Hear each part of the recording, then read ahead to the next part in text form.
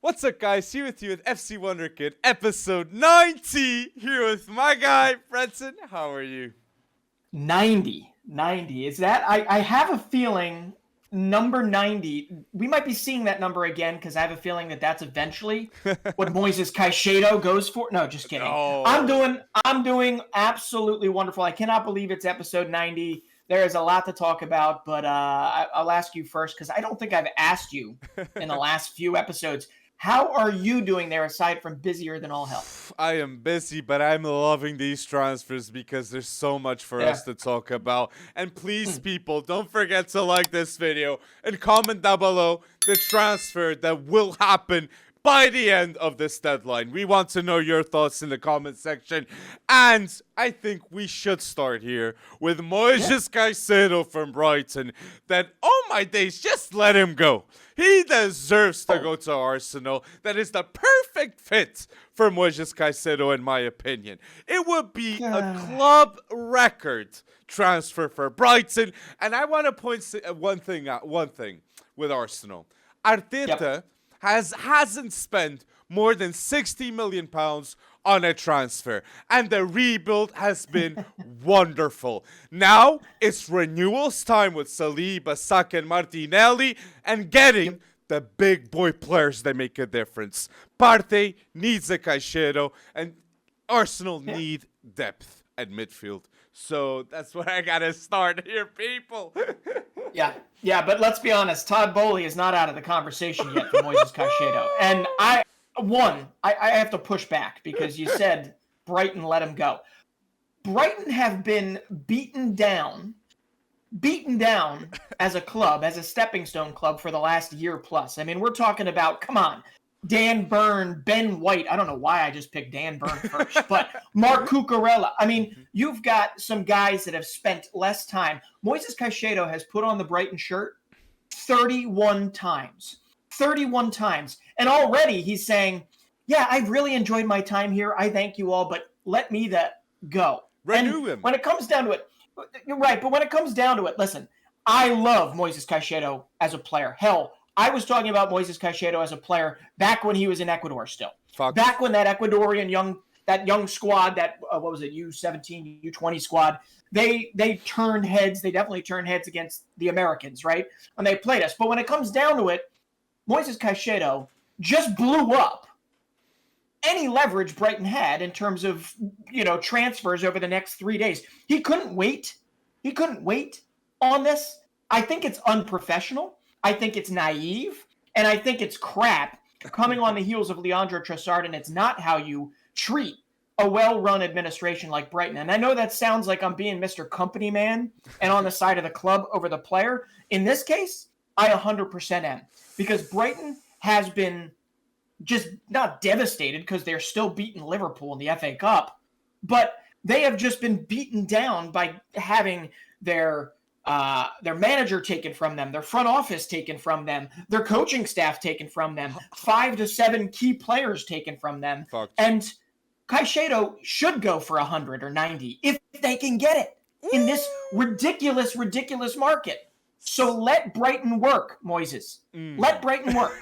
That's what I gotta say. TODD BOELHY. In the end, I could see TODD BOELHY going for those numbers because Chelsea and Arsenal are both desperate to get a midfielder. But I'm going to ask you straight up, so how much do you think Moisés Caicedo is worth to leave this January? 80 million to 90 million minimal? Yeah. Okay. With TODD BOELHY in his maniacal obsession to literally buy any and every breathing footballer out there, 90 million for Moisés Caicedo is not insane.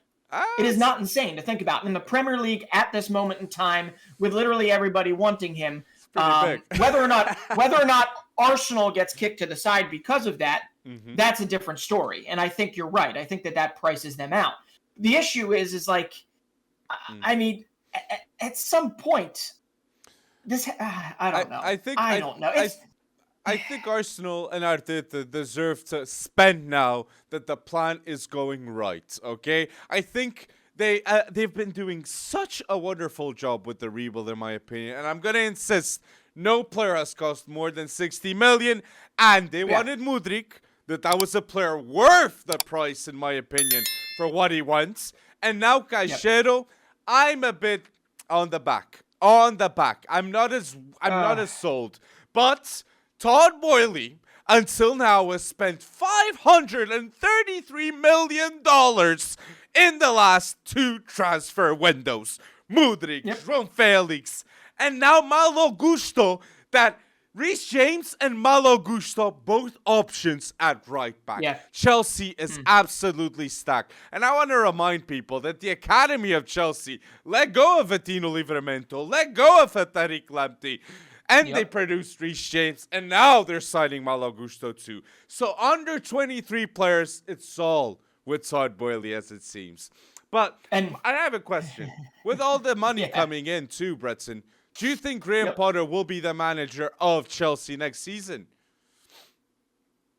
I mean, it's hard to say with Todd Boehly in charge right now. It really is hard to say. I think he should be. I think he should be given time to cook, as the kids say these days. But as of right now, I mean, pretty clearly with the amount he's spending and with who he's spending it on, it's pretty clear either he sees them as investments that he can flip in the future. It's weird to talk about a human as an investment that you can flip in the future, or that he sees them as actual parts to the plan. I mean, really what it comes down to is Todd Boehly has literally built his own 11 of like U23 players acquired over the last year plus. He hasn't even been in charge that long. And it's unbelievable. So that if he's doing that with that roster turnover, right?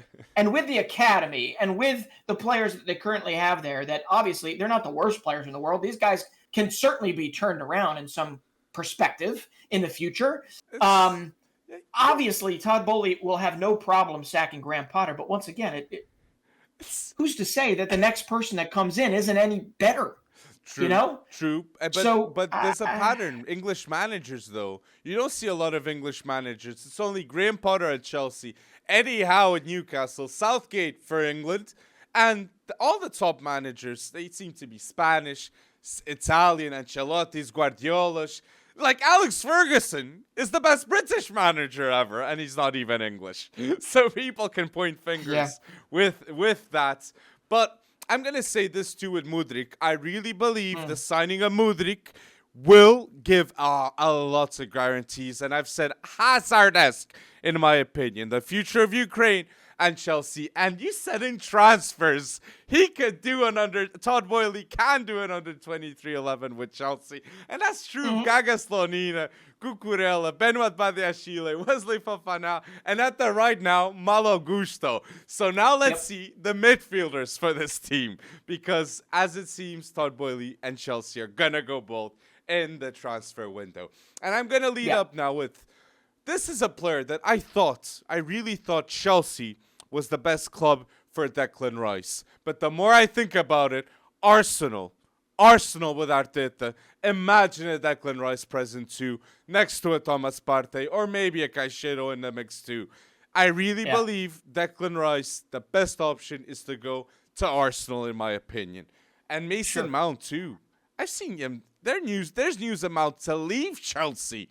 Like, I'm shocked. So no guarantees in that squad. Havertz too. Havertz Bayern Munich. I think that's gonna happen.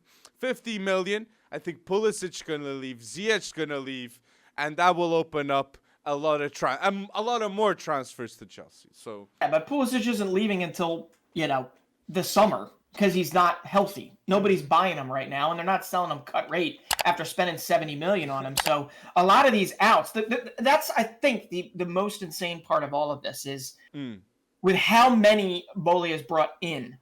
Right, there has not been an exit. There's not been a high-profile departure of any of these guys that we're talking about. And I get it. Twitter's alight with Mason Mount negativity, right? Because he hasn't been the multi-dimensional player that was expected this year, especially with all these players coming in. But when it comes down to it, still don't understand what the plan is for Chelsea. Okay, if you're refreshing everything or you're doing what Manchester City has built over the last 5 years, which is buy decent players and then flip them, even if they never play in a shirt. what is the plan? It's probably a combination of the two. Mm-hmm. But when it comes down to it, could you imagine, just to kind of go back, not even a year plus ago, right? Go back. Could you imagine Newcastle, if they did exactly that last winter? Exactly what Chelsea is doing. They had every capacity to do so, except maybe the clout Fair play of, winning the Champions League. Who did they spend their money on? Mm-hmm. They spent 40 million on Bruno Guimaraes, right? Mm-hmm. 15 million on Dan Burn, who wound up being one of the most widely successful purchases, right? In terms of value over the last 18 months, over the last 12 months. Okay, 14 million on Kieran Trippier, who they just extended his contract. And then on top of that, they decided their one flyer that didn't work out last winter was what? Chris Wood. Chris Wood, 30 million, who's now on loan at Nottingham Forest. But they weakened Burnley, and Burnley's down below, and now Vincent Kompany's in charge of them. So could you imagine if Newcastle started doing this and picking up? They could have picked up Malo Gusto. They could have picked up a lot of these players. I'm at a loss that the majority of us find this so interesting and intriguing that we just talk about who's next. When it comes down to it, there's going to be a crap load of personnel turmoil at Chelsea in the near future. And there absolutely should be. And it's just so ridiculous that not even how many years ago, you can count on one hand, right? How many years ago they were Champions League winners. And then they fired Tuchel. And now, it's clean slate, but it's not a clean slate. It's unbelievable. I'm gonna lead with what you said. I really think the difference between Newcastle and Chelsea is the people at the top, because Newcastle picked Eddie Howe and Chelsea picked to fire Tuchel and put Graham Potter. That the timing was just wrong. Eddie Howe came at the right time, brought the right transfers with his tactics. You mentioned Trippier, Dan Burn, Pope. Bruno Guimaraes adapts Joe Wellington to a different position. Miguel Almiron looks so much better.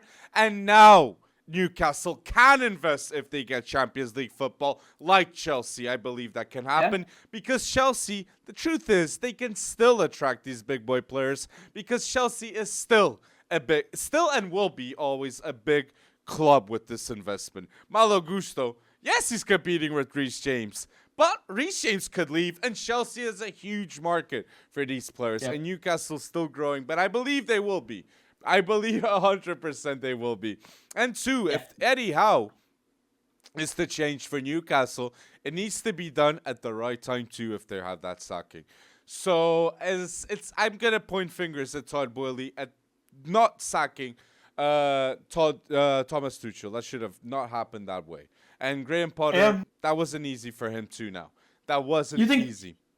You think the money he's spending, he's like overcompensating for the mistake of sacking Tuchel? He's like, I just need to sign more players. I need to bring in more talent. I honestly don't know what the policy is when it comes to Chelsea. And I'm pretty certain that anyone who's a massive fan of the club, they're going to rationalize anything that's going on, right? And they're going to say it's for the positive. The majority of these players that they're signing right now, are not necessarily going to have a future at the club, even though they're probably good enough to have a future at the club. I agree. And and all these signings that Chelsea's doing too, I don't believe they're Graham Potter signings. I believe they're the directors that Todd Boehly brought in and a bit of Graham Potter. And I really believe Thomas Tuchel wouldn't be so willing to go with all the transfers that are happening at Chelsea, and Graham Potter will just accept and bring him in.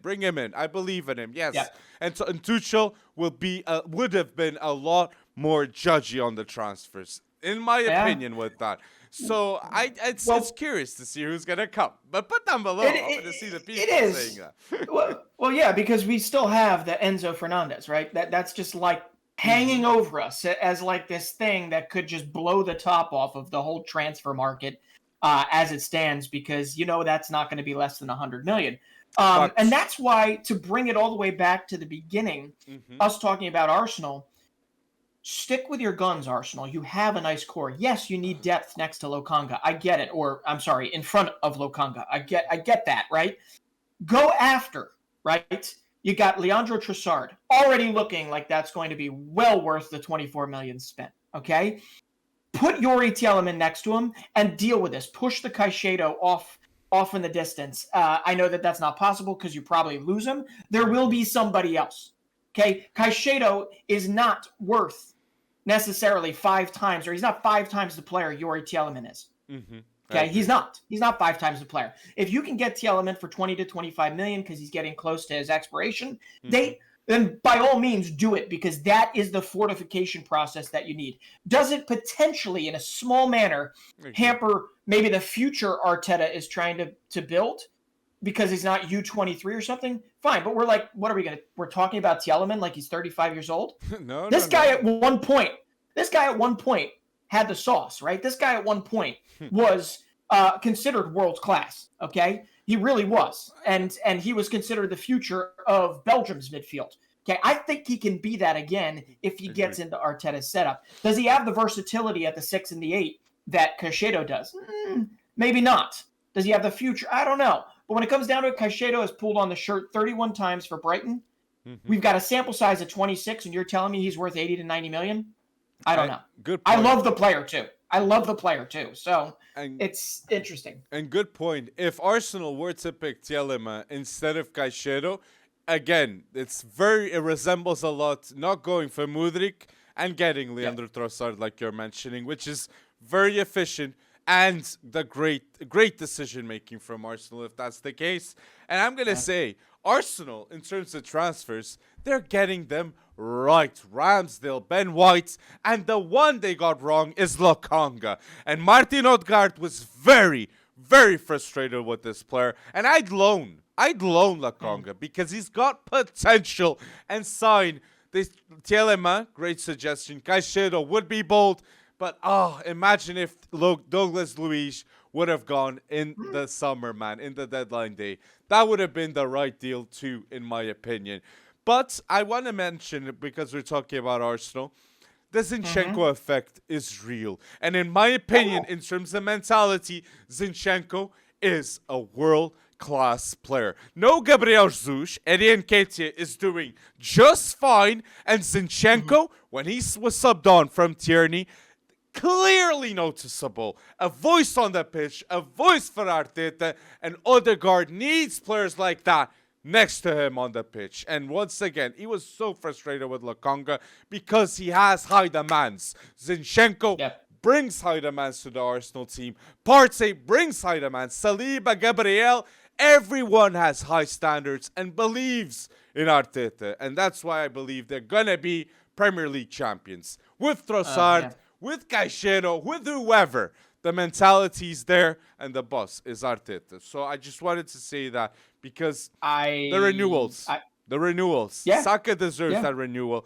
Saka deserves to be one of the most well-paid players in the Premier League. Saliba deserves it. Martinelli deserves it. And they deserve big boy signings to be next to them at Arsenal. A world-class team, a legacy can be built with Arsenal too with Arteta. Now's the time to believe in it, because we see it. We see it. What a difference, man, one season did. What a difference. It is insane. It is insane because a year ago, I don't know if we fit in that window, but I'm sure we do. At least a year ago, there was a crowd that was growing and growing exponentially. That was fire Arteta, fire Arteta. Okay, maybe it was a little longer than a year ago. So it is amazing how once you start to see a little clarity, maybe he got a little fortune. Maybe Pep Guardiola threw him a bone with the signing of Gabriel Jesus and Zinchenko, who you're absolutely right has looked every part the world-class, versatile, and solid human being that Arsenal needed to continue to execute on Arteta's plan. But it's just amazing how a little time and a little backing and a little confidence from the higher-ups at Arsenal allowed Arteta to execute on his plan, okay? And you know what changes that? When you bring in 15, 20 new players, like Boehly's doing to Graham Potter at Chelsea. So when it comes down to it, though, you mentioned Thomas Partey, right? And Arsenal have lost 4 times in all competitions this season. It's really not surprising. To understand the effect of Thomas Partey. It's really not surprising to know that Thomas Partey was not on the field in some capacity or for the majority of the game. in all four of those losses. So when it comes down to it, we know still who is that kind of engine room, but you see these other personalities, everything forming. The depth does need to be shored up if they want to win this Premier League and they want to go on to become, not just a one-season wonder like AC Milan's looking like. Sorry. They want to become kind of a new dynasty to begin with. Yeah, it starts there, but it also, Thomas Partey has to be given the credit that I think we've given him a fair share of credit in these past few podcasts. Thomas Partey is the best DM in the Premier League. Yeah, I mean, for what he means to his club, do I think he's the best? Do I think Thomas Partey is the best defensive midfielder in the Prem? No, but do I think for what he means to his club, is he the most important DM in the Premier League? Yes. If Arsenal win the Prem. Because Casemiro for United, man, he is important. Yeah. Casemiro was missed against Arsenal. Gonna point that out, in my opinion. Yep. And gonna mention to United on my end, because United, just like Arsenal a year ago, they're on a rebuild time. And Erik ten Hag deserves full credit in getting transfers right and still being involved in all competitions this season. Man United are still not out of any competition, and it's because of players like Rashford, players like Bruno Fernandes, players like Eriksen that now fast recovery, and Casemiro that scored 2 crucial goals. And Casemiro, in my opinion, best defensive midfielder in the world and the signing of the season for Man United, because McTominay and Fred, they couldn't do that, and Casemiro can for Erik ten Hag.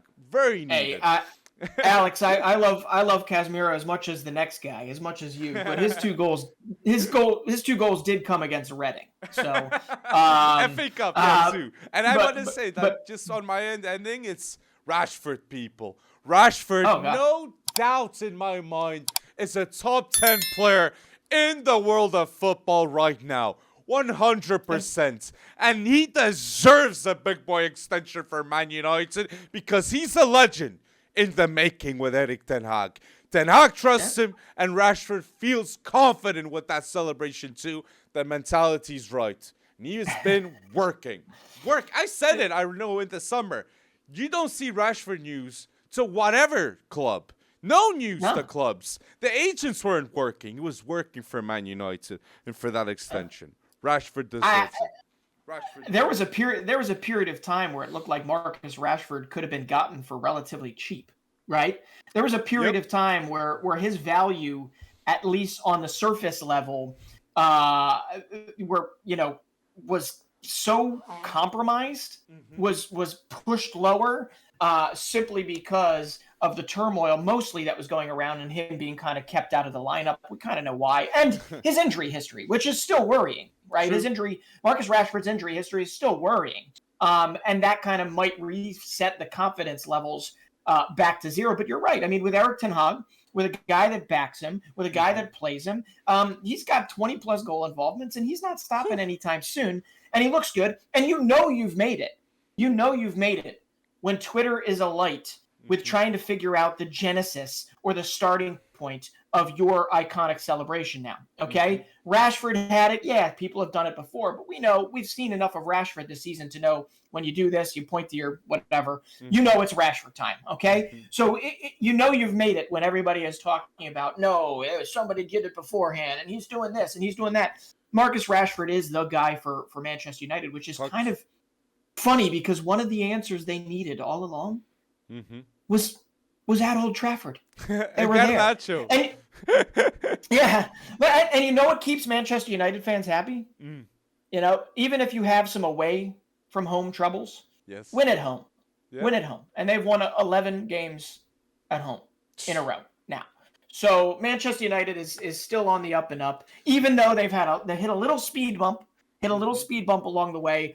They've clearly got the makings, at least structurally and mentally, I guess you could say, of a team that wants to compete again. And I'm excited to see that. Yeah. And from this season, these results, you mean 11 home games in a row winning Erik ten Hag with Man United. They're definitely considered, on my end, contenders to win the Premier League next season. I wouldn't be surprised with the summer transfers. Again, Ten Hag getting it right. Garnacho on one end, Rashford on the other. A top number 9. Behind them, Bruno Fernandes, Eriksen, Casemiro, Varane, Martinez, another keeper. De Gea maybe being there, lowering your salary. A lot of better options with the club. But see, that's the thing. Like, where is United in this fight for Moisés Caicedo? I like it, the suggestion, but I think Arsenal and Chelsea are too positioned for that. I think United should be in the fight for Harry Kane, in the fight for Jude Bellingham, definitely in the fight for Jude Bellingham, because whoever gets Jude Bellingham changes the midfield.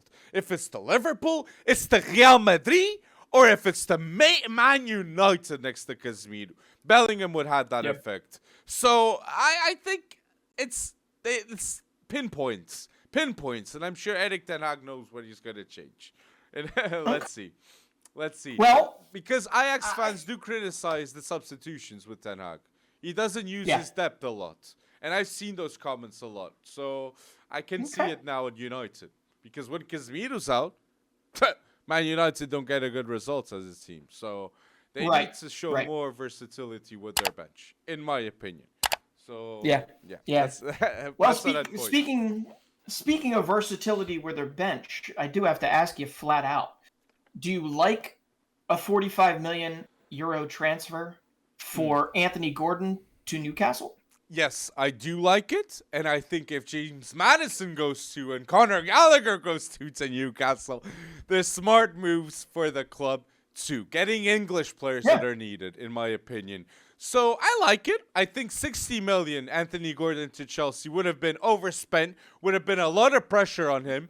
But Newcastle, I like it. And Eddie Howe is very good with his man management, and I believe Gordon will succeed with Newcastle. Yeah. I'm positive with this one. And Alan Saint-Maxime, he could be leaving, and Almiron needs competition, and they want Champions League football. And Anthony Gordon gives more possibility of that. And I want to give a huge shout out to Sean Dyche, now being the manager of Everton, because these are the appointments they should have done. Not now, 2 years ago when he lost that job at Burnley. That's the right man. Wayne Rooney too, not Frank Lampard. Like, since Ancelotti, Everton have been going down. And Sean Dyche literally gives hope to the fans. And they deserve an appointment like that. Because he was all that insanity around Marcelo Bielsa saying, he'd take charge of the U21 squad before he took charge of the Everton squad. No, that's interesting though. It's interesting though. It's interesting. Well, Bielsa, I don't know, the marketing machine out there for Bielsa is working overtime because Bielsa has found his way into a conversation about the U.S. men's national team when the U.S. men's national team just fired basically two of the top guys. Ernie Stewart and Brian McBride, and I don't even know who is leading the coaching search right now. There's no way Bielsa is going to be U.S. men's national team coach. Anyway, back to Anthony. Could you? I know. Like, come on, stop it with this. It's great if you're trying to get the USA, on the tips of everybody's tongues, I guess, talking about Jose Mourinho there or Bielsa there. But come on, that ain't happening anytime soon. But back to Anthony Gordon. I 100% thought you were going to maybe, I don't know, give me some negativity about it because I didn't expect to actually agree with you. I think 40 to 45 is a going rate in this environment, I suppose. But like for 10 Premier League goal involvements, that seems a pretty steep penny. What you get with Anthony Gordon beyond his goal involvements is character. He is kind of built in the mold of what he lacks in skill. He makes up for in fiery, I'm going to destroy your... He's like a miniature pit bull, if there is such a thing.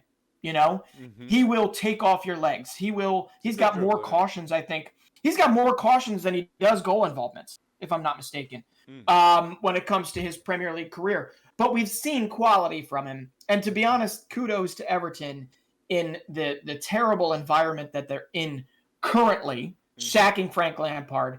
Kudos to them for getting 40 to 45 for a want-away homegrown player. I don't know if you know this, but Anthony Gordon is the most expensive homegrown player since a certain Wayne Rooney back in the day. I mean, that's kind of a big deal, and 40 to 45 million could go a long way if Everton winds up in the championship, or if they want to bring in any reinforcements, which seems to be harder with the whole Dan Juma craziness. Yeah. If they want to bring in any reinforcements in January right now. But Anthony Gordon to Newcastle, it fits a mold. It fits Eddie Howe's mold. I know exactly what he's doing with it. And if you're right, if they get James Maddison, they just upgraded the depth in that midfield. 100%. So exponentially, it's not even funny. It's not even funny how good that is. And it makes me think that they will wind up, Newcastle will wind up Champions League football players next year. But Almiron, like Dan Bird, Nick Pope, Trippier being the reason why that happens too. Bruno Guimaraes must be talked as one of the best midfielders in the world too. I mean, if that happens, Paquetá loses his spot as starter for Brazil. Yeah, that happens. It's been how many podcasts, and I don't even think Newcastle has conceded a goal. I don't know how many podcasts it's been since. It's insane. We keep talking about it, and that was cobbled together, right? Cobbled together for, come on, 15, 30 for Botman, 15 for Byrne. Yep. Who else? Fabian Schär is in there.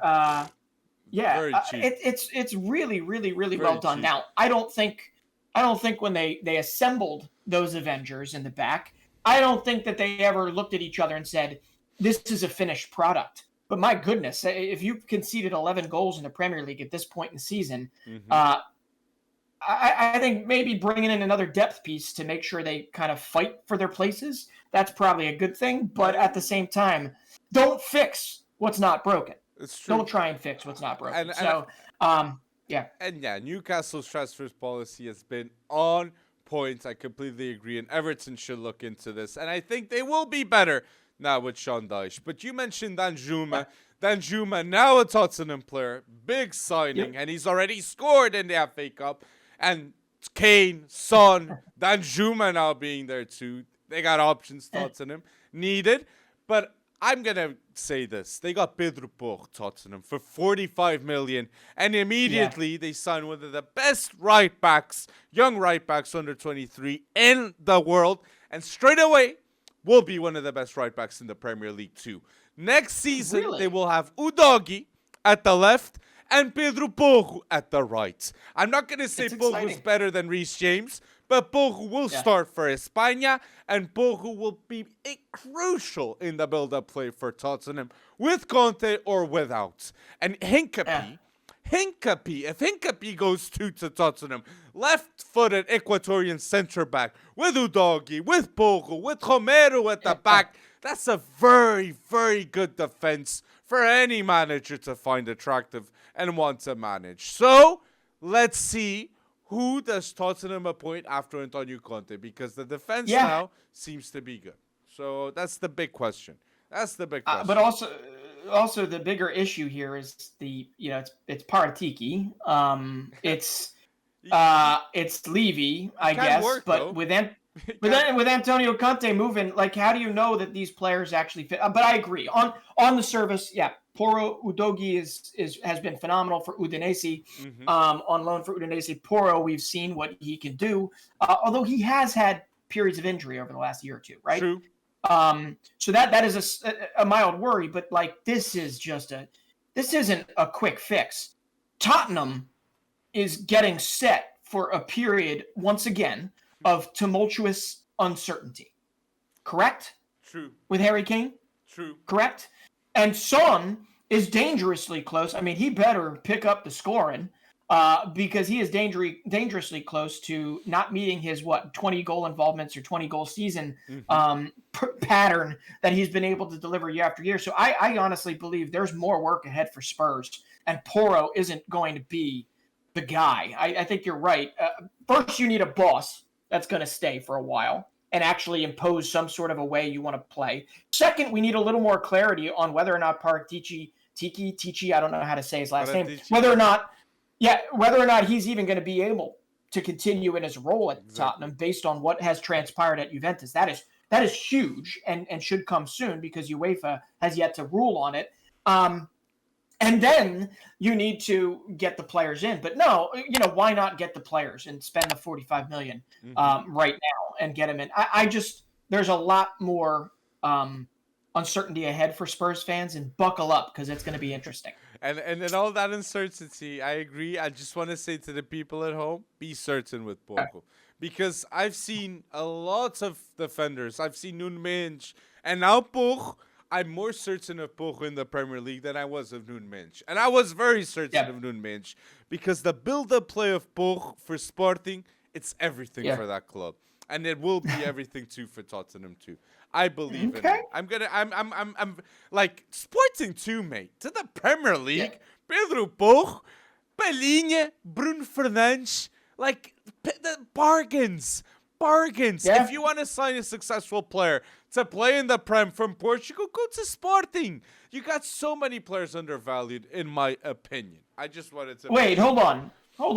Haven't Wolves signed like 9+ players from Portugal and they're currently fighting relegation? Come on. It's not as simple as that. It's not as simple as that. You gotta pick the right players. True. And I am in agreement with you on this one. Pedro Porro is worth every bit of 40 to 45 they spent on him. But the three I mentioned. I agree.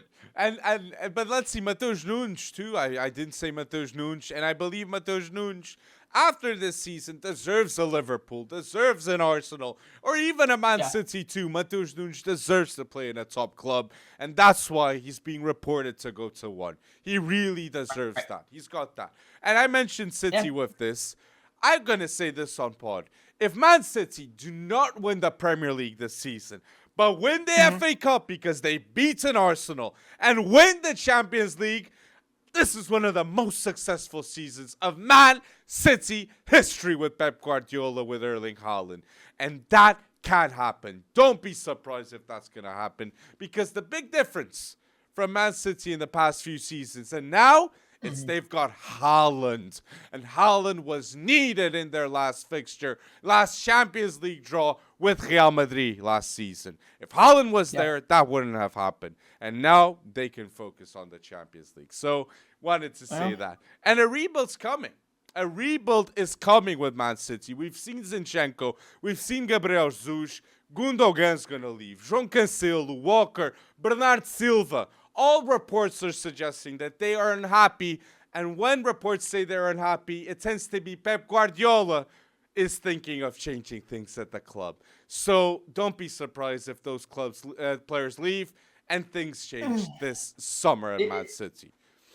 Yeah, I mean, it's a hell of an endeavor. That it's one way to wake you up as a manager, I'm sure, if you want to clean house on some of the most trusty players you've had in these last 3 to 5 years with them, all while simply just trying to get your hands on that Champions League trophy. But it is kind of amazing to me.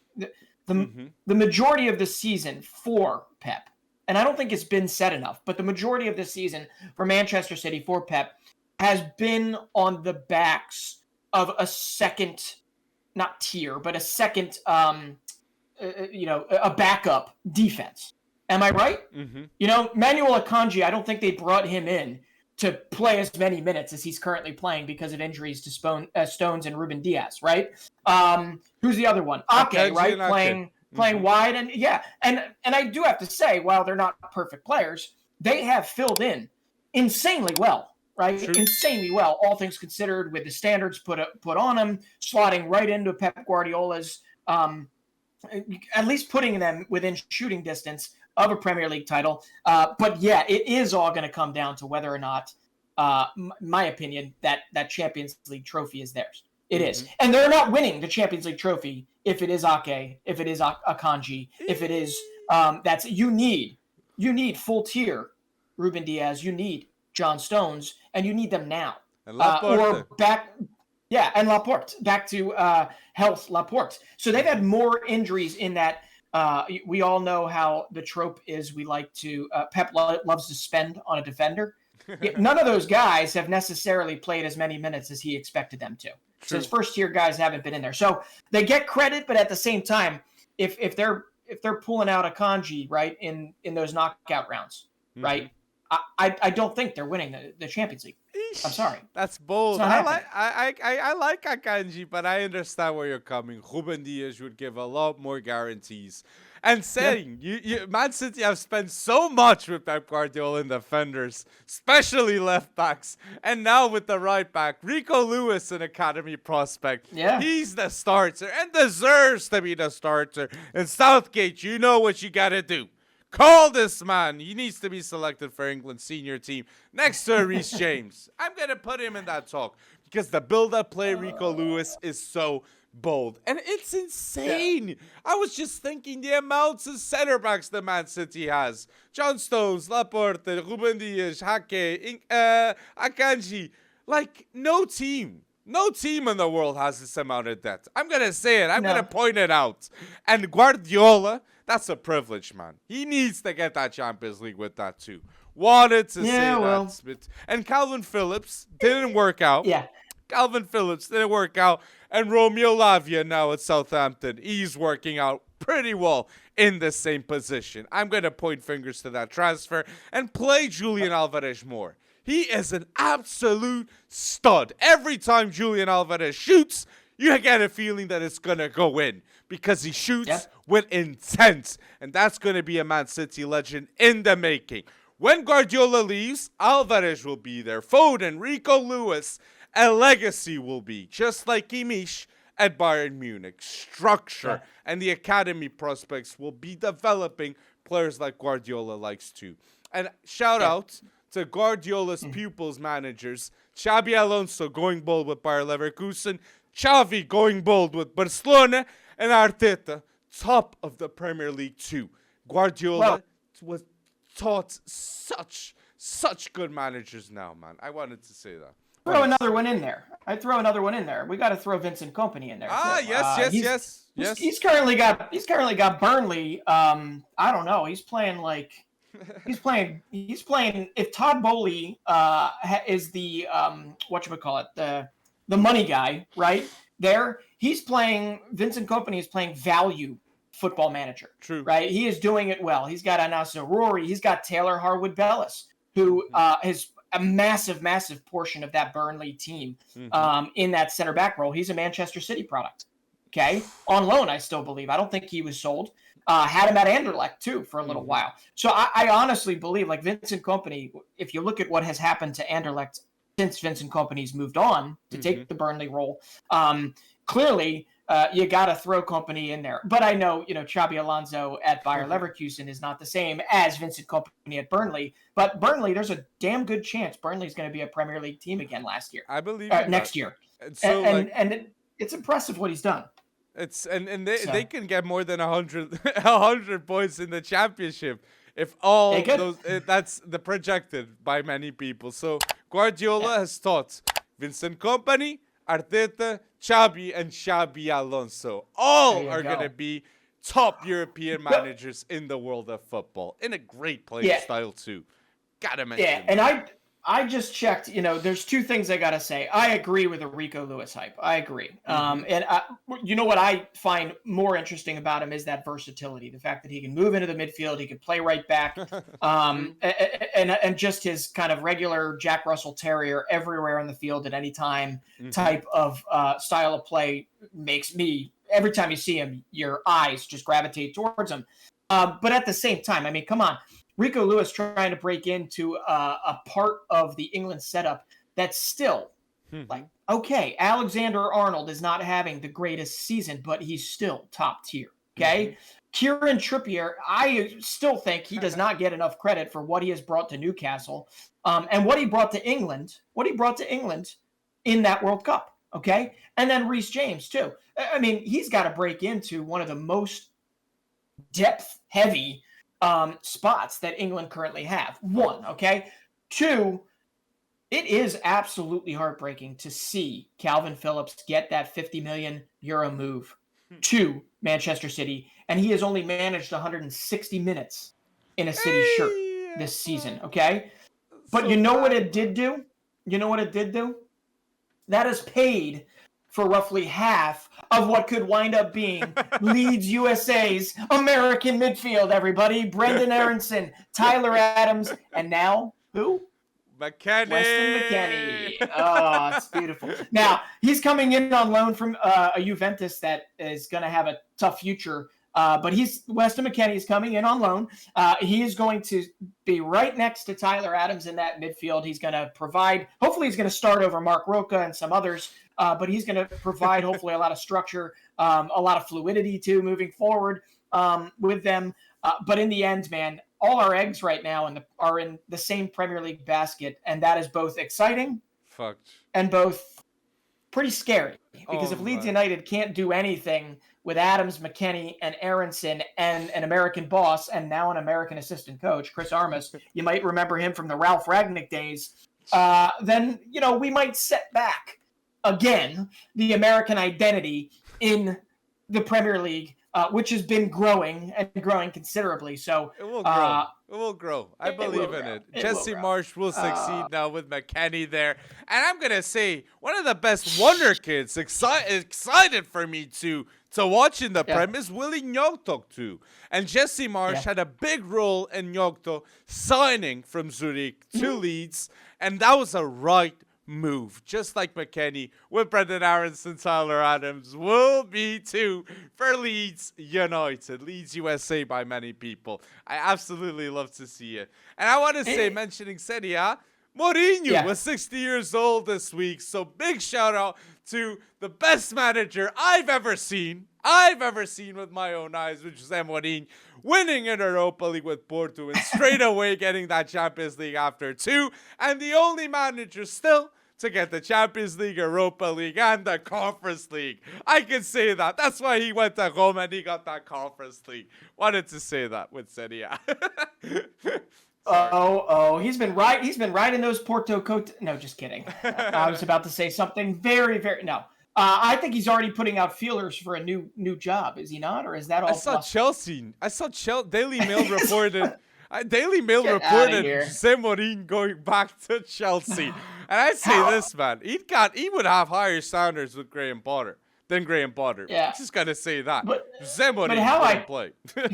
How iconic was that change in the football era? I know that presented Abramovich taking over Chelsea, injecting that amount of money with Jose Mourinho too. I mean, how iconic was that era back in the day? And Mourinho. And since then, he's been everywhere, Mourinho. I agree. He's been everywhere. And Mourinho, when he got that big investment back in the day, when Chelsea got the investment, Mourinho was confident saying, I'm the special guy to handle all this money.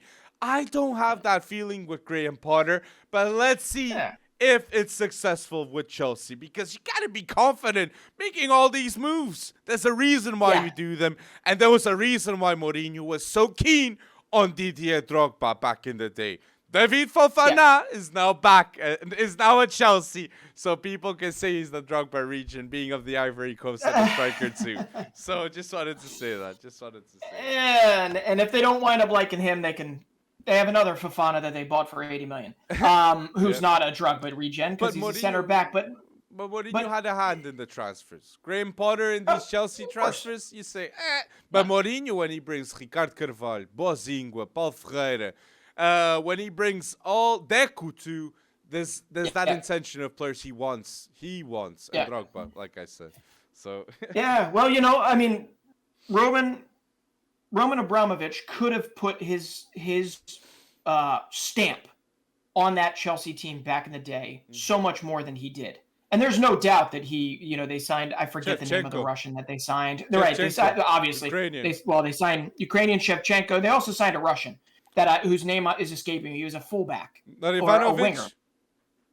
Maybe, but was it Cheryshev? No, that's later on. I can't think of who it is. But ultimately, like this, could you imagine if he did that more? Whereas, like, we don't know how much of this is it just Todd Boehly signing empty checks?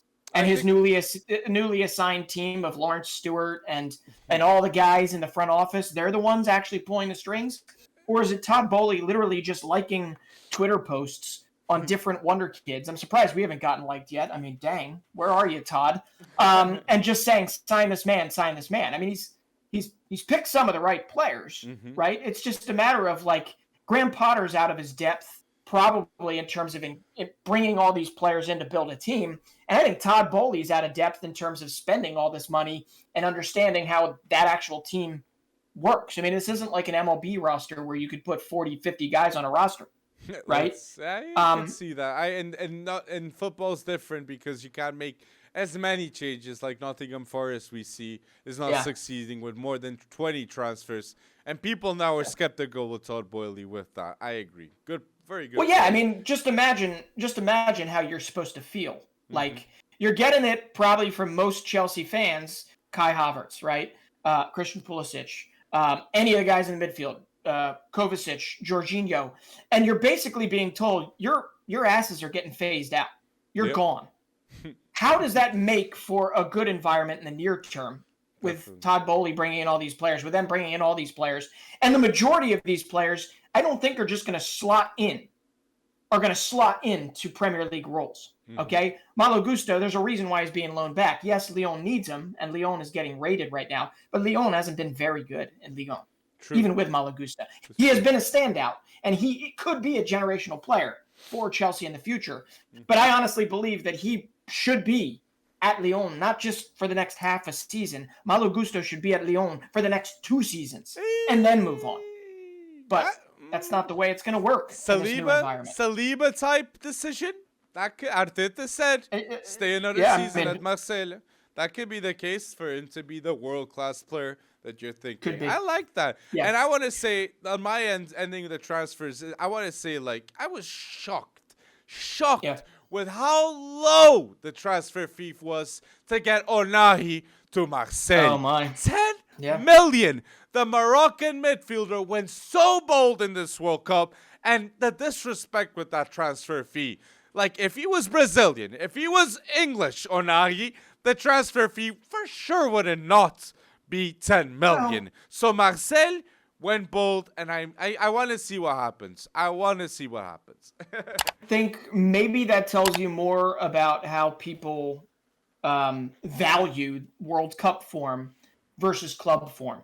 Because it's not as if, like, Ounahi has been good for Angers, but Angers has been just an atrocious side in Lyon. Okay? So that's my guess. 8 million, though, is really small. So, for example, 16-year-old Julian Duranville, okay, Dortmund. He costs more for Dortmund than Azzedine Ounahi did. And that in and of itself tells you all you need to know. Ounahi, it's not as if he's ancient. He's 6 years older than Duranville. But when it comes down to it, getting Ounahi, I think that's one of those things. Is it going to be a Kvaratskhelia type of transfer? It remains to be seen if his Moroccan form can, translate over to the club game. But it certainly has laid the foundation for us to think that it could be. I mean, he could go for 30, 40 if he even shows up. But it is insane to me that a 16-year-old for Dortmund cost just as much or a little more than Azzedine Ounahi, the hero from Morocco in the 2022 World Cup. And you mentioning Dortmund, when I think of Dortmund, it's Jude Bellingham time. And if I'm mentioning Jude Bellingham, I want to link up to a midfielder that I love. And I'm going to give a special credit in this pod. That is Pedri.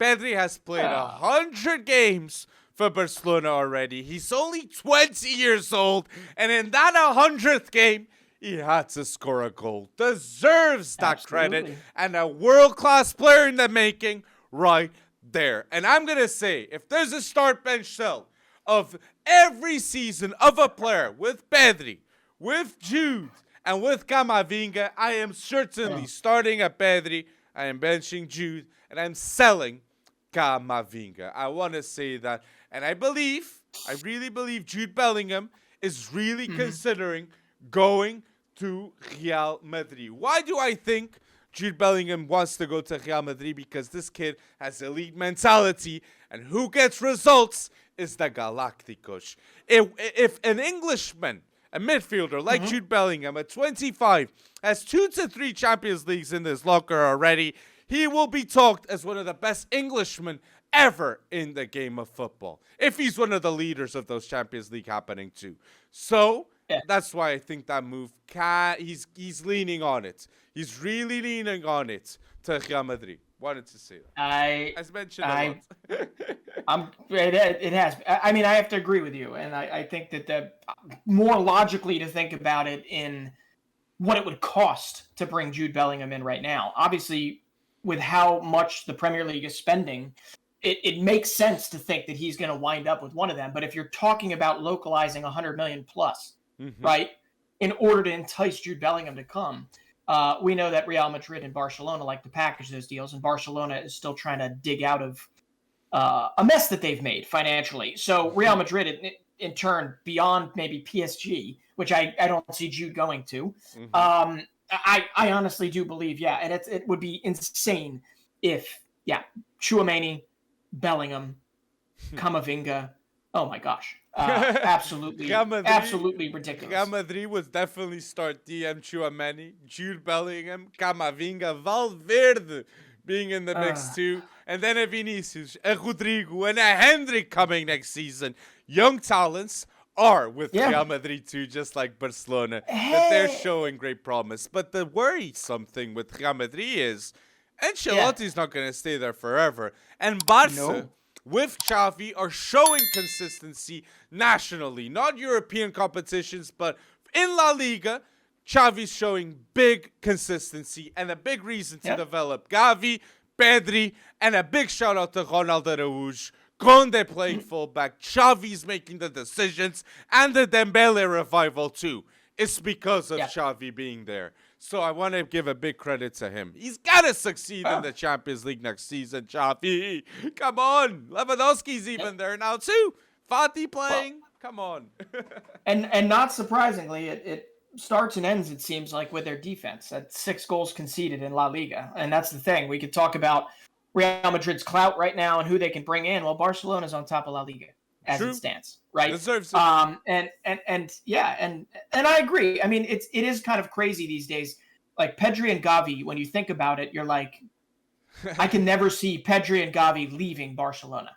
I could never, ever, ever see that as it stands, right? Hopefully not. And maybe this is one of those reimaginings of the old Xavi, Iniesta, Busquets, in the sense that you get these people that are intensely loyal, which we've seen with Barcelona, intensely loyal to the club, not only where they're taking pay cuts to make up for mistakes made by people much higher than them in the hierarchy at Barcelona, but also because they play such an attractive brand of play that Xavi has brought back and put his own twist on potentially, that it leads to a whole nother generation of ballers wanting to go there.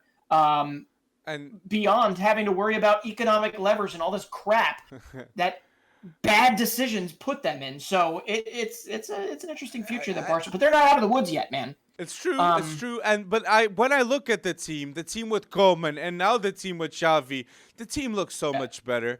And Frankie de Jong, he's playing much better now with Xavi.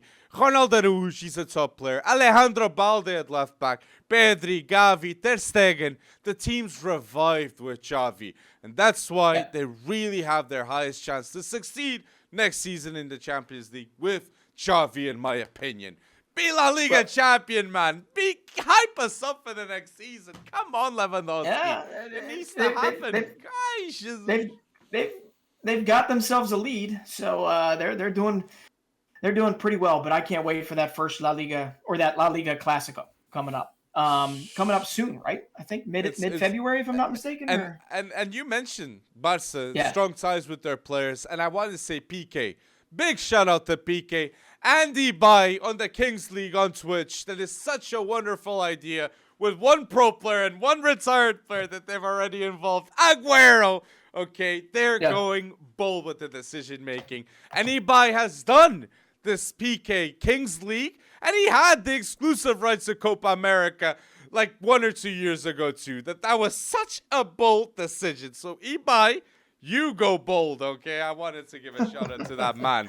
So, just wanted to say that too. And Speed. If Speed and me, Portuguese team, and Ibai Kings League, like, I'm challenging. We would win that easily. Luis Figo too, being the retired legend. Dream-like scenario. Okay. All right. So there you go. Speed, man. That guy's logging miles these days. these days. He's absolutely everywhere, following Cristiano Ronaldo to lick his boots or whatever he does with Ronaldo, right? Let's see. Has he gotten to meet him yet? Like, No. Get this man, just let him meet him so he can, I guess, die happy or something. But it is cool that he's already been over to Saudi Arabia, I suppose, and watch Cristiano Ronaldo get what he got lambasted for his performance in this most recent game. Yeah, true. I'll be honest, I'm not watching the games. I still haven't had the chance. But this is what I was telling you. I will for but this sure is watch. what I was telling you. But everybody has an opinion. Everybody has an opinion. Everybody has an opinion until it's replaced with another thing that they have an opinion on. I mean, these days everybody has it. What is the saying? Opinions are like a-holes. Opinions are like a-holes. Everybody has one. Could be. I'm not sure on that. But we mentioned Real Madrid. I wouldn't be surprised that in 4 or 5 years we see Jude Bellingham landing there, Jamal Musiala landing there, because the only team that I could see taking Jamal Musiala from Bayern Munich is Real Madrid. And that impact to compete with the likes of Pedri and Xavi, they need it. Tchouaméni, Valverde, Musiala, Jude Bellingham. I really think the Galacticos could be lined up like that one day. I just wanted to say that. I mean, wouldn't it be amazing if somebody next to Todd Boehly told him the history of Jamal Musiala and how he was one of the ones that have gotten away at Chelsea, and to say, if you're going to spend this money, wouldn't it be nice to be like, hey, we made a mistake as a club letting Jamal Musiala go. Let's spend the money, bring him back, and you've got your creative attack. You've got your creativity. You've got your hustle. You've got your versatility. You've got the youth. You've got literally every, facet of what you want in a big cornerstone signing for the future. On top of that, there is a Chelsea connection already. Bring Jamal Musiala back, Todd Boehly. Why not? Jamal Musiala left Chelsea for 400K to Bayern Munich, and he would easily cost more than 120 million to bring him back. So that would be a big signing. Big signing. But what is money anymore anyway to Todd Boehly? I mean, that would be a statement signing beyond, and it's a place that they need it from. I mean, the brightest person in that spot so far this year has been who? Well, it's been Felix. I mean, one game. Yeah, right. One game. I mean, maybe Chukwuemeka. It clearly hasn't been Mason Mount. Ooh, so when it comes and Havertz. So I honestly I can't think, believe it or not, as more narrative based, better signing as it stands for them. But yeah, you're right. I mean, there's going to be a lot of talk about Bellingham, Musiala in the future, and then the question becomes, who replaces them as the studs of the Bundesliga moving forward? Llorena. Joking. Maybe. Not joking. Llorena is the player with the highest potential from the U.S. men's national team. And by two game-winning goals in the last few weeks. And Kevin Paric too in the mix. You got McKennie going to Leeds. You got a lot of talent. And Paric scoring and assisting in the last 2 weeks in the Bundesliga too. So U.S. men's national team is going very, very bold with the decisions. I wanted to shout out that too. And last thing on my end with the pod, last two things. I want to mention this too with Real Madrid. So we don't forget.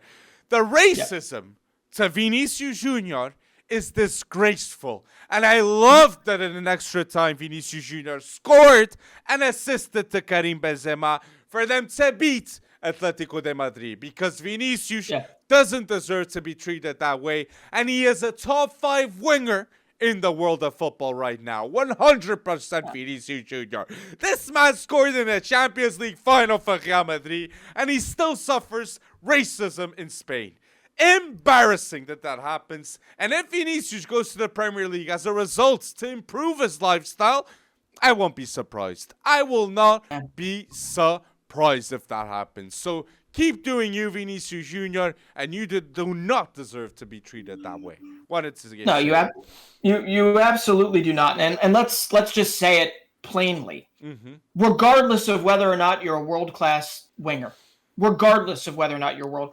don't care if you're some pub league, 5th tier winger, you don't deserve that type of treatment. 100%. You don't deserve that type of treatment. It is more shocking, right? Because he is such high profile and has done so well for Real Madrid. But when it comes down to it, this crap needs to stop. Unfortunately, it is part and parcel of years and years and years. And this is not me being an apologist for any of this, right? But it is part and parcel of a history that is still hanging around because nobody else knows how to get out their negativity, and they always want to blame somebody else instead of themselves and blah, blah, blah. But that's so much beyond where we want to go with this pod. So I agree with you. So keep dancing, keep doing what you want to do, and come on. I want to see their baby, Endrick. I want to see their baby Endrick come into a better world in La Liga when he steps foot in Madrid and starts balling out for them. But I do have to say in my Wonderkids in the news here, Endrick has started the Paulista season for Palmeiras. He has started the season. He's got a little bit of a goal rut. He's not scoring. But when it comes down to it, you expect that from a 16-year-old, right? A 16-year-old growing into the game, getting his chances, obviously still immensely talented and all that. But there is one thing that I have seen from him. When you watch Endrick on the field, what impresses me is, believe it or not goal scoring, not his playmaking ability. The hunger. It is the fact, exactly. It is the fact that he will chase down any loose ball and literally destroy the defender in order to do so. And it is more impressive beyond anything that he's ever going to do with football. If he can harness that and keep that for the next 14, 15 years, I cannot wait to see Endrick in a Real Madrid shirt. And you said the best trait he has, the mentality, completely, Hendrik. He's going to put in the hours, and that's why Rashford's a world-class player. Mudryk will be a world-class player. Vinícius Jr. will be. Hendrik will be, because they put in the work. They put in the hours. That's the future of football. And I'm sure Jude Bellingham, Musiala, they put in the work. To be at the highest level, competition is at its finest. So development, great shouts. And you said, like you're mentioning Hendrik, big shout out to Palmeiras, winning, the trophy, the Supercopa against Flamengo. Gabigol is rent-free in everyone's mind in Palmeiras, but Palmeiras got that win with Gabriel Menino scoring, Rafael Veiga being on the score sheet, and Hendrik showing up too. So big shout out to that. And Porto. Porto com Sérgio Conceição won their first League Cup after winning the league 3 times. Sérgio Conceição deserves this trophy more than anyone.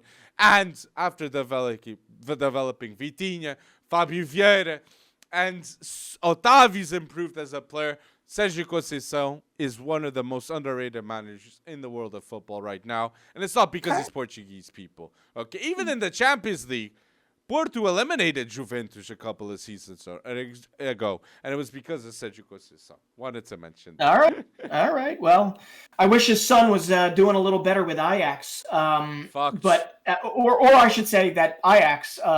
Actually, you know what? That's it's a good segue, and I hate to end the pod on some negativity, but it's got to be talked about, right? There are some clubs going through some interestingly tough times right now. True. I don't necessarily feel like we need to talk about Alfred Schroeder at Ajax. He's probably on his way out right now, but they obviously have not been good. That I'm okay with, right? That I'm okay with. But the bigger one does not come from the Eredivisie, and I'm all for having an Eredivisie title race that is wide open, right? The big one is actually, my goodness, everything that made AC Milan so good last season on their race to the Scudetto. Yep. It's seemingly falling apart right now, Alex. It really is. It's seemingly falling apart. They only let up 31 goals last season. 31 goals in 38 games last season, okay? They have already let up 29, and they've got 18 games remaining, okay? It is not going well. Tomori got injured the other day. Kalulu has been, I wouldn't say a shade of himself. He has not been himself at all. He has not looked good. What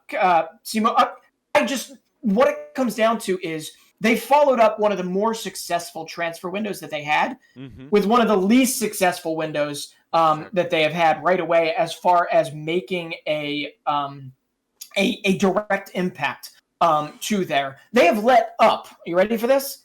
First time in their club's history, AC Milan has let up 4 goals in each of the last 2 games. 4 goals plus. Ooh. Okay, in each. They are averaging letting up 4 goals in the last 3 games, and they've lost something like 7 of the last 9. I mean, it is not looking good for the Rossoneri, and yet they're still in the running for Champions League place, so they can right the ship. But I don't know where AC Milan you can't slap a Band-Aid on this. You were supposed to bring in reinforcements, and De Ketelaere has not been given enough time or is not good enough as it stands right now for them. Origi has done nothing except he scored today a consolation goal when they got blasted by Sassuolo. And everything around what they've brought in has made them less nimble, less structurally effective, less as a team.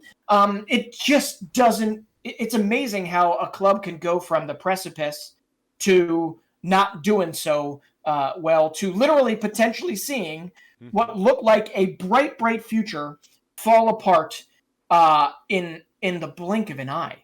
I mean, since 2023 has started, it has gone southward. So I just got to ask you, is this the beginning of the end for an AC Milan, what we thought was going to be a strong AC Milan for the future, or will they bounce back? Because Pioli's already getting turned on, and is Maldini next?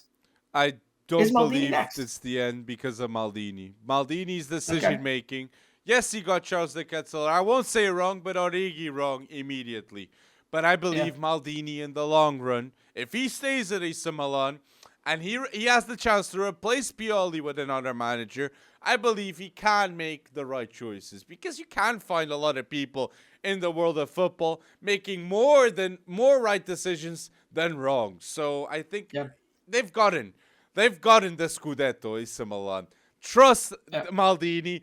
Trust the players that made that happen. Mike Maignan got injured too. That's a big loss for AC Milan. Huge loss. Tomori's now injured. You mentioned.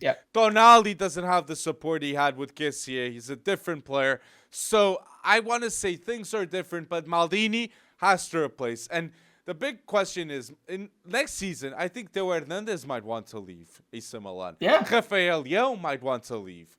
They need Tonali, I think Tonali, they have to renew with Tonali. They have to renew with Tomori. They have to renew with these players to stay long run if AC Milan's going to compete with the likes of Juve and Napoli. Because Napoli, they're going to win the league after so many years without winning. And Napoli are absolutely clear in terms of decision-making. The other teams in Serie A. Kvisha, Lobotka, Matias Oliveira, Osimhen, the striker. All the right decisions were made this summer. Min-Jae Kim and Milan didn't do those decisions. And Juve didn't do those decisions too. So let's wait and see what Serie A. It's pretty amazing to me because even at the beginning of the season, we were impressed with their start to the season, right? Rafa Leão was off the mark pretty quickly. Tonali looked phenomenal. The defense looked relatively decent. And then just in these past few games, my goodness, they are so in disarray. These guys had tears in their eyes going up to the supporters. These, Rossoneri stalwarts who won them a Scudetto last season had to go up and putting their hand over their heart saying, I'm sorry. While the AC Milan fans are literally waving white flags. They're literally saying, we concede defeat. Like, we can't do this. It's crazy to see it go up and go down that quickly. So I didn't want to end it on a negative thing. I just wanted to know what you thought in terms of can they see their way out of this? It seems like Inzaghi, goodness gracious. It seems like Maldini is a much bigger part to this. You think of them digging out one. And two, very clearly, Mike Maignan, who's been out literally the whole season. You can pretty much say that maybe he prevented a whole lot more than goals last season. Maybe he prevented this whole team from turning on itself. It's just insane. Without him, they don't get the Scudetto. They don't get the Scudetto without Mike Maignan. And that's why he was such a bold replacement from Donnarumma. Maldini did that choice. So then the last negative thing I have to say, and it's not really negative because hopefully it gives way to better times. But we've got the U20 World Cup coming up soon in May. Okay, it's going to be held in Indonesia, the second time ever in East Asia. Okay, and we're going to see a strong U.S. side. We're not going to see Mexico. We're going to see a really strong Brazilian side that we're seeing right now in the U20 Sudamericano. I mean, Andres Santos. Congratulations, Chelsea, for winning that lottery, because he's going to be phenomenal for Chelsea maybe in the future. And Vitor Roque for Barcelona in the future. But I do have to say, in the U20 Sudamericano, 6-time U20 World Cup winning side, Argentina. Argentina is out. They're gone. They're not going to the U20 World Cup. With so much talent there. Perone was there. Paez from Real Madrid. Yeah, man. Yeah, no Garnacho at the U20 World Cup. I don't know if he'd be there anyway. But yeah, you know, we're seeing that. We're seeing Ajax. We're seeing like Schalke's about to go down again. They stink. But once upon a time, Schalke had Mesut Ozil. Once upon a time, Schalke had a Draxler that could do no wrong. Who was the other guy that came out of Schalke? They got 9 points in the Bundesliga. Oh yeah, Rakitic. Oh my gosh, so many good players have gone through there. Huntelaar, right? True, Huntelaar too. Schalke is one of those teams. Hamburg too. Werder Bremen, like ups and downs in the Bundesliga. Ups and downs. So much. So people, tell us down below, what did we miss in this pod, and what are the transfers once again that you really think are gonna happen in this transfer deadline day? If you're listening until now, do not forget to like this video. Episode 90. We're 10 episodes away from podcast 100, which is a crazy milestone. Milestone. And just check out our weekly podcast out on Mondays at 6:30, people, on Spotify, Apple Podcasts, and YouTube. Like it straight off the bat when it's posted, because that's a huge help for us at FC Wonderkid. Thank you, community, for listening until now, and thank you for going bold.